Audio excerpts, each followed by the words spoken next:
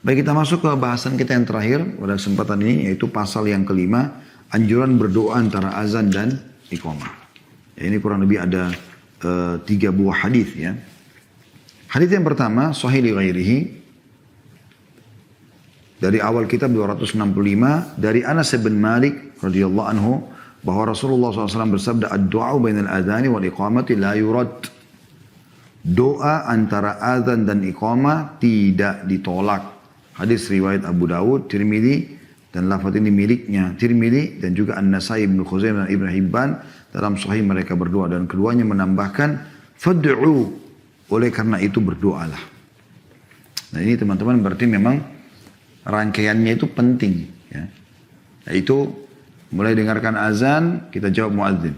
Kemudian kita berdoa di antara azan dan iqamah. Kemudian kita sholat. Karena tadi kalau keluar juga dari masjid tanpa udzur maka dianggap munafik. Ini menandakan memang pentingnya sholat dijaga dalam Islam.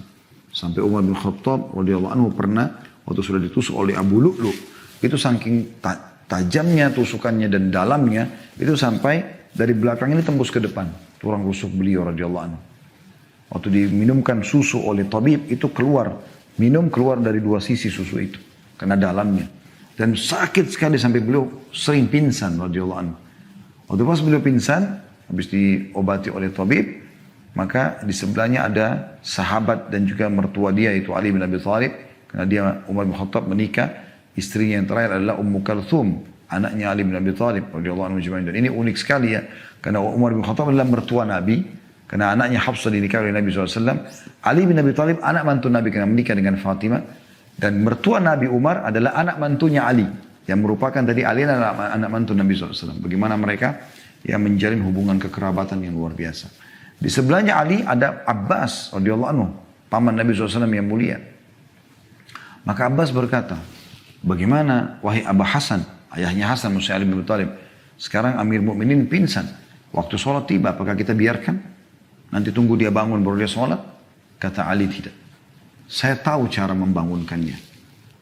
Maka Ali pun mendekati kupingnya sambil mengatakan, ya, as-salah ya Amir Mukminin, as-salah ya Amir Mukminin, 2 atau 3 kali. Salat wahai Amir Mukminin, salat wahai Amir Mukminin. Kata Ali, tiba-tiba Amir Mukminin Umar yang tadi pingsan ini bangun. Tiba-tiba kaget dengan ucapan ini, luar biasa orang beriman itu. Langsung dia duduk, dia mengatakan iya.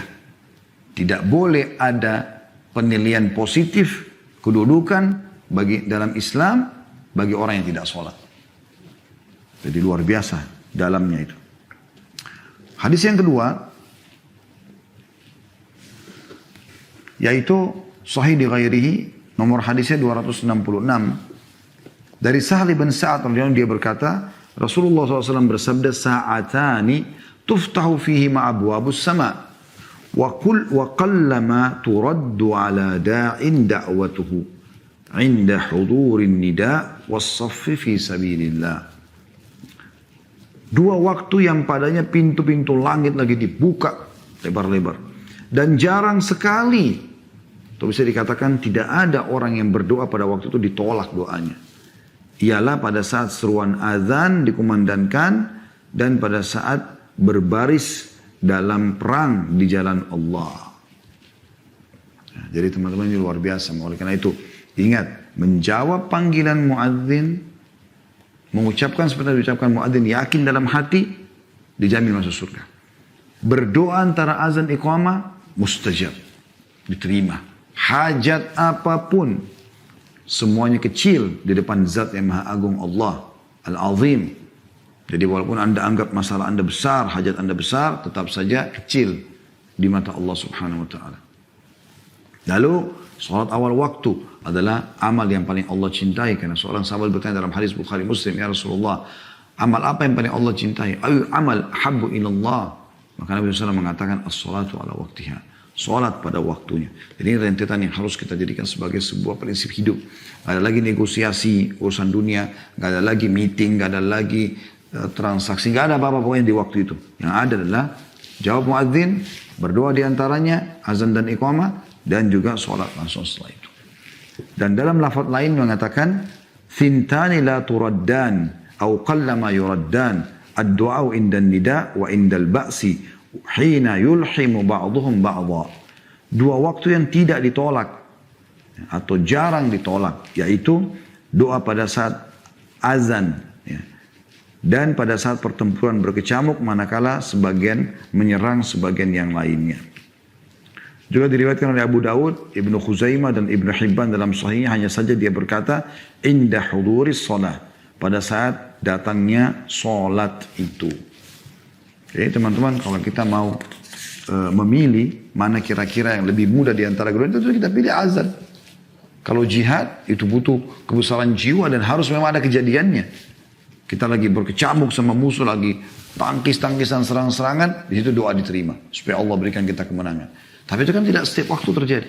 Kalau antara azan dan iqamah setiap saat terjadi. Satu hari 5 kali Anda punya itu.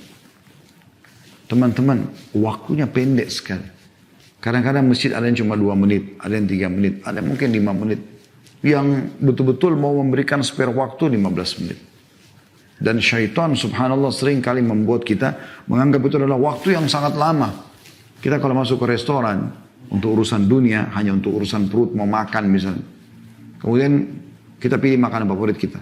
Kata waitressnya, mungkin ini 15 menit pak, 15 menit bu. Oh nggak apa-apa, masalah, tunggu. Sambil ngobrol, main handphone. Tapi kalau kita masuk masjid, kita lihat di jam digitalnya 15 menit, itu syaitan luar biasa godaannya. Lama sekali. Kalau perlu keluar cari masjid lain.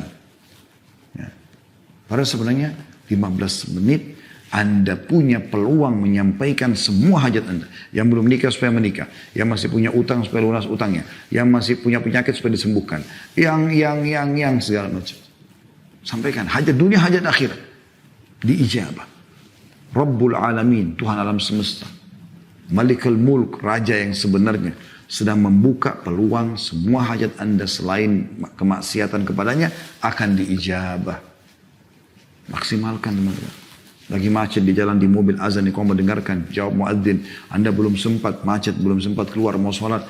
Doa, berdoa di situ. Sampaikan hajat Anda.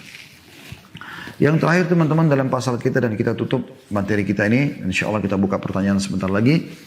Hadis nomor urutan dari awal kitab 267 dan urutan nomor 3 dalam pasal kita dengan sanad sahih. Dari Abdullah bin Amr radhiyallahu anhu dia berkata, "Anna rajulan qala ya Rasulullah, innal muadzinina yafdulunana." Faqala Rasulullah SAW, "Qul kama yaqulun, fa idza intahaita fasal tu'ta." Sebenarnya hadis ini sudah kita sebutkan tadi ya. Tapi di sini diulangi lagi, yaitu bahwa seorang laki-laki berkata, "Ya Rasulullah, sesungguhnya para muadzin mengungguli kami." Ya, artinya mereka mendapatkan keistimewaan yang banyak. Sudah kita jelaskan tadi ya. Di antaranya dia akan panen pahala orang-orang yang sholat bersama, karena panggilannya dia. Maka Rasulullah SAW memberikan solusi. Kalian juga bisa sama pahalanya dengan mereka. Bagaimana? Ucapkan seperti yang mereka ucapkan. Jika kamu sudah selesai, ini yang jadi bahasan kita, antara azan iqamah, mohonlah, berdoalah. Niscaya kau akan diberi. Niscaya kau akan diberi. Ingat teman-teman, berdoa ya, untuk mempertahankan nikmat yang sedang ada atau minta ditambahkan nikmat lebih afdal daripada Anda berdoa pada saat bencana atau cobaan sedang datang minta diberikan solusi. Jadi lebih dicintai oleh Allah SWT kita kalau lagi sehat minta supaya dipertahankan kesehatan atau diberikan lebih daripada itu. Minta supaya lebih diberkahi lah. Ya, sudah punya keturunan minta supaya ditambahkan keturunan, diberkahi supaya mereka jadi anak-anak soleh dan seterusnya. Punya perusahaan minta supaya dikembangkan dan segala macam. Itu lebih afdal daripada orang lagi bangkrut usahanya, lagi sakit anaknya baru minta disembuhkan. Dua-duanya bisa tapi lebih afdal. Artinya jangan sampai syaitan masuk di benak Anda semuanya atau salah satu di antara kita ya, yang mengatakan, oh saya kan lagi sehat, saya nggak perlu minta. Oh saya kan lagi kaya, saya nggak perlu minta. Oh saya sudah punya pasangan, saya nggak perlu minta. Enggak, keliru. Justru minta agar nikmat itu dipertahankan. Dan itu adalah lebih afdal dibandingkan Anda sedang ada masalah lalu kemudian Anda minta.